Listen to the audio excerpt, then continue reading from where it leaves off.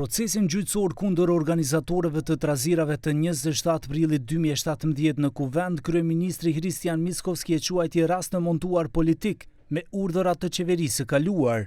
9 vite pas ngjarjes ku turmat e protestuesve kaluan kordonin policor dhe me forcë hynë në godinën e Kuvendit, kryeministri sot tha se ata janë akuzuar padrejtisht për terrorizëm, por që është dashur të përgjigjen për vepra të tjera penale. Тоа станува збор за политички монтиран случај од страна на претходната влада, случај во кој што според мене невини луѓе беа прогласени за терористи, невини за терористи, но тие направија одреден престап и требаше за тој престап за кој што реално го направија да одговараат. Но за жал тие одговараа за тероризам, нешто што навистина беше невидено во тој момент. Што се однесува до другите информации од тој период, самите и обвинители и судии сведочат за фингирани процеси, за уценети и обвинители и судии, за политички наредби, како да се суди, зошто да се слуди.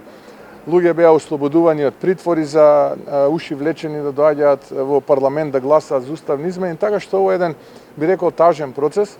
Reaguan edhe nga LSDM duke thënë se edhe vetë Mickovski ishte I pranishëm atë ditë në Kuvend, ku të nxitur nga organizatorët u rrezikuat jeta e deputetëve, gazetarëve dhe stafit të tjerë, të sulmuar brutalisht. Zëdhënësja e socialdemokratëve Kuzes ka thënë se 27 prilli I përgjakshëm, dita më e zezë në historinë e demokracisë së vendit, ishte një përpjekje organizuar për gru shteti, e drejtuar sipas saj nga VMRO-ja e Nikola Gruevskit. 9 години подоцна, наместо целосна правда, сведоци сме на обиди за срамна рехабилитација на насилниците. По доаѓањето на ВМРО ОКГ на власт, осудени лица за 27 април се пуштаат од затвор со само еден потпис. Истовремено, истите луѓе и истите мрежи повторно се активираат. Бетмен Велит, обвинет за 27 април, денес заедно со Латас, се носителите на антиевропската кампања и нападите врз СДСМ преку Орбановата мрежа на медиуми. Јане Ченто држи пресконференции и се заканува со тужби. Контроверзниот разузнавач Горан Живалјевиќ, човекот кој беше во собранието на денот на нападот, останува символ на странското влијание во тие настани и набија. Повторно слушаме и за Сашо Мијалков и Никола Груевски. Денеска истата екипа, истата банда, истата криминална матрица.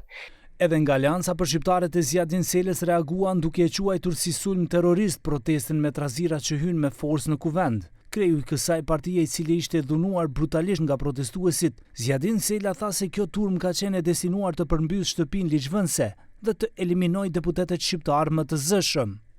Sela në postimin e tij tha se regjimi është kthyer dhe organizatorët dhe vrasësit në tentativë janë të lirë dhe nuk mund të quhet mbrojtje e shtetit, por vrasës të demokracisë.